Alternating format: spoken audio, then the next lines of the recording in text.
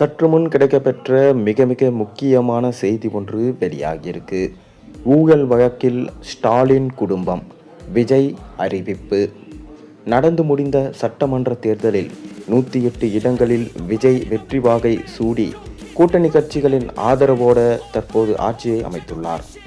மேலும் சட்டசபையில் எடுக்கப்பட்ட கணக்கெடுப்பின் போது நம்பிக்கை வாக்கெடுப்பில் விஜய் அவர்கள் கிட்டத்தட்ட 144 எம்எல்ஏக்களின் ஆதரவோட பெரும்பான்மையை நிரூபித்து ஆட்சியை தக்க வைத்து விட்டார். திமுக அதிரடியாக போட்ட பிளான் மிஸ் ஆகிவிட்டது. அதாவது திமுகவின் கூட்டணி கட்சிகளை வைத்துதான் தாவேக ஆட்சி அமைத்தது என ஸ்டாலின் விமர்சனம் வைத்திருந்தார். ஆனால் தற்போது அதிமுகவில் உள்ள 25 எம்எல்ஏக்கள் விஜய்க்கு ஆதரவு தெரிவித்ததால் விஜய் பெரும்பான்மையை நிரூபித்து விட்டார். மேலும் எப்படியாவது உதயநிதியை தமிழக முதல்வர் ஆக்கிவிட வேண்டும், தாவேகாவின் கட்சியின் முதலமைச்சர் விஜயை ஆட்சி கலைக்க வைக்க வேண்டும் என துர்கா ஸ்டாலின் உத்தரவிட்டிருக்கிறாராம். அதன் பேரில் தான் தற்போது ஸ்டாலின் மீண்டும் இறங்கி அடிக்க ஆரம்பித்து விட்டார். அவசரமாக அவசர ஆலோசனை கூட்டத்தை கூட்டி அதில் ஆட்சி எப்போது வேண்டுமானாலும் கலையலாம், உஷாராக இருங்க, மீண்டும் நாம் களத்தில் இறங்குவோம் என ஸ்டாலின் கூறியது பெரும் பரபரப்பை ஏற்படுத்தி உள்ளது. அது மட்டுமில்லாமல் தற்போது விஜய் வெள்ளை அறிக்கையை வெளியிடப் போகிறார் என்கின்ற தகவல் பரபரப்பாக பேசப்படுகிறது. வெள்ளை அறிக்கையில் உள்ள விஷயத்தை பார்த்து அதிர்ச்சி அடைந்திருக்கிறாராம் விஜய். அதாவது மெகா ஊழல், இதில் திமுகவின் குடும்பமே மாட்டும் என்கின்ற செய்திதான் தற்போது உலா வந்து கொண்டிருக்கிறது. அதாவது திமுக ஆட்சியில் இருக்கும்போதே அமலாக்கத்துறை முன்னாள் அமைச்சர் செந்தில் பாலாஜியை கைது செய்து சிறையில் அடைச்சாங்க. மேலும் முன்னாள் அமைச்சர் KN நேருவுக்கு சொந்தமான இடங்களில் சோதனை செய்து பல்வேறு ஆதாரங்களையும் கைப்பற்றியிருந்தாங்க. டாஸ்மாக் நிறுவனங்களில் சோதனை நடத்தி அங்கே நடந்த முறைகேடுகளுக்கான ஆதாரங்களை கைப்பற்றியிருந்தாங்க. இப்படி பல்வேறு சம்பவங்கள் திமுக ஆட்சியில் அரங்கேறி இருந்தது. இந்த நிலையில தான் தற்போது திடுக்கிடும் தகவல்கள் விஜயால் கண்டுபிடிக்கப்பட்டுள்ளது.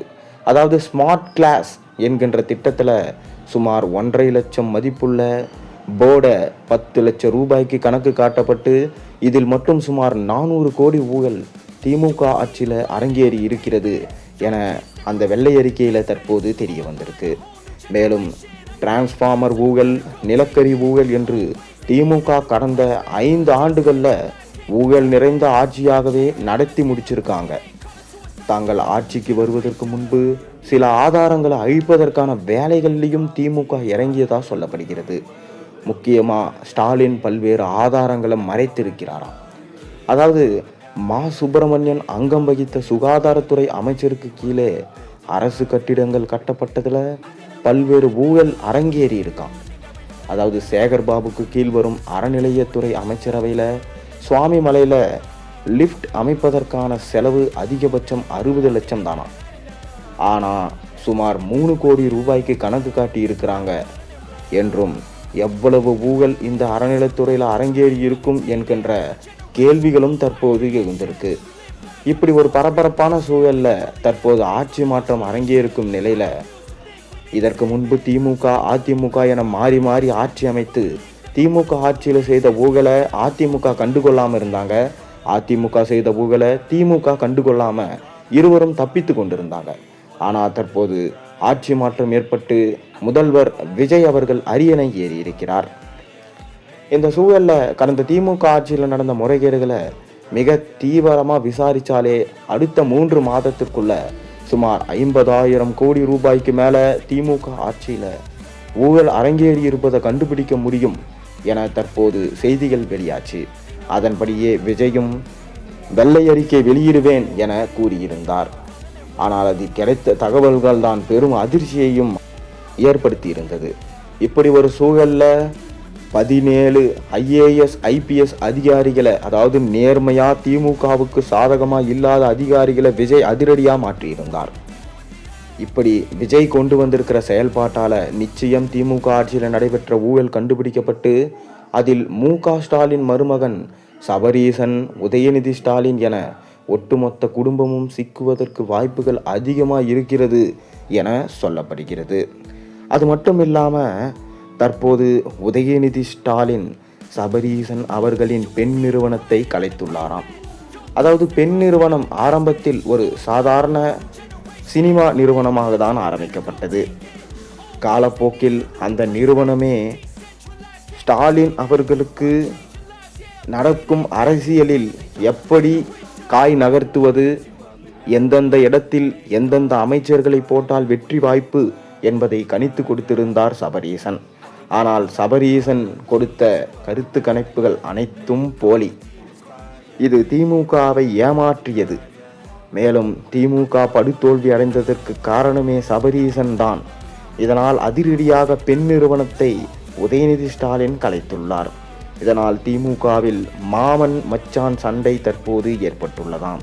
மேலும் திருமாவளவன் அவர்களை முதலமைச்சராக மாற்ற வேண்டும் என திமுக முயன்றதாகவும் தற்போது தகவல்கள் போய்கொண்டிருக்கு.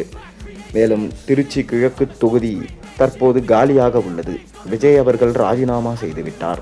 இந்த திருச்சி கிழக்கு தொகுதியில் ஒரு பக்கம் திருமாவளவன் அங்கு இடைத்தேர்தலில் போட்டியிடுகிறார், மேலும் ஸ்டாலின் அவர்கள் அந்த இடத்தில் இடைத்தேர்தலில் போட்டியிடுகிறார் என்றெல்லாம் சொல்லப்பட்டு வருகிறது. இன்னொரு புறம் திருஷாதான் அந்த தொகுதியில் போட்டியிடுகிறார் என்றெல்லாம் தகவல்கள் வெளியாகி கொண்டிருக்கிறது. இப்படி இருக்கையில் விஜயின் ஆஸ்தான பண்டிட் ஜோசியர் அவர்கள் தற்போது விஜய் நினைத்தால் பிரதமர் கூட ஆகிவிடலாம் என்கின்ற விஷயத்தை கூறியுள்ளாராம். இனி விஜயை 15 ஆண்டுகளுக்கு யாராலும் அசைக்க முடியாது, கண்டிப்பாக அவருக்கு பிரதமராகும் யோகம் இருக்கிறது என கூறியுள்ளார்.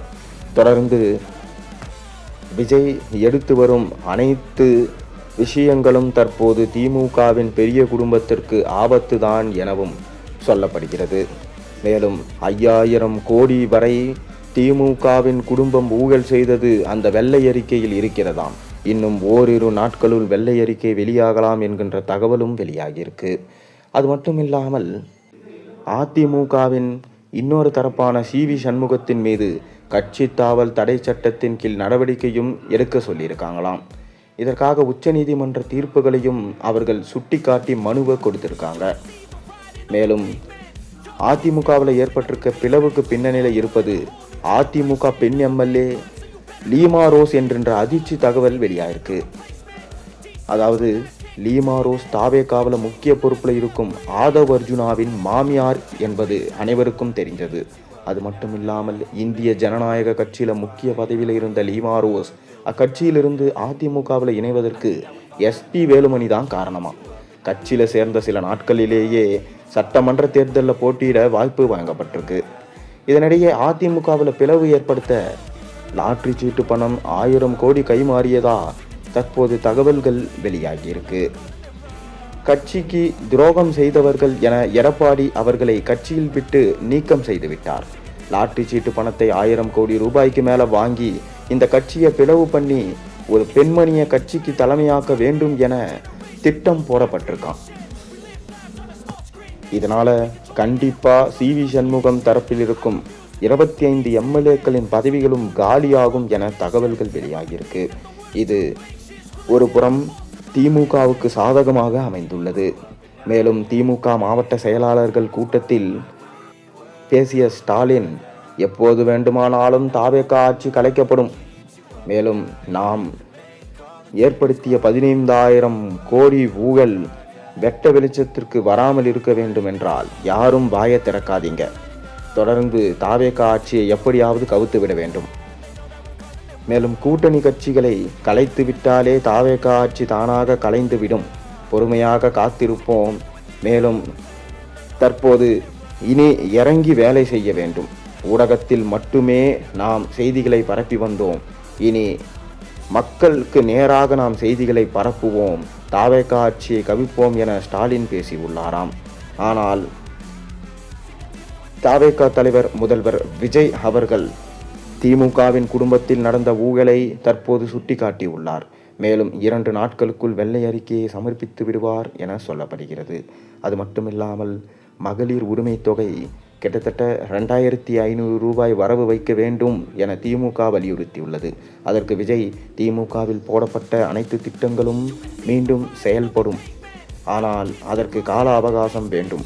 தற்போது விஜய் அவர்கள் மகளிருக்கான 1000 ரூபாவை இன்று வரவு வைத்துள்ளதாகவும், இதனால் பெண்கள் தற்போது மிகவும் மகிழ்ச்சி அடைந்துள்ளார்கள் எனவும் சொல்லப்படுகிறது. நீங்கள் என்ன நினைக்கிறீங்க? உங்கள் கருத்துக்களை மறக்காமல் கீழே கமெண்ட்டின் வாயிலாக தெரிவியுங்க.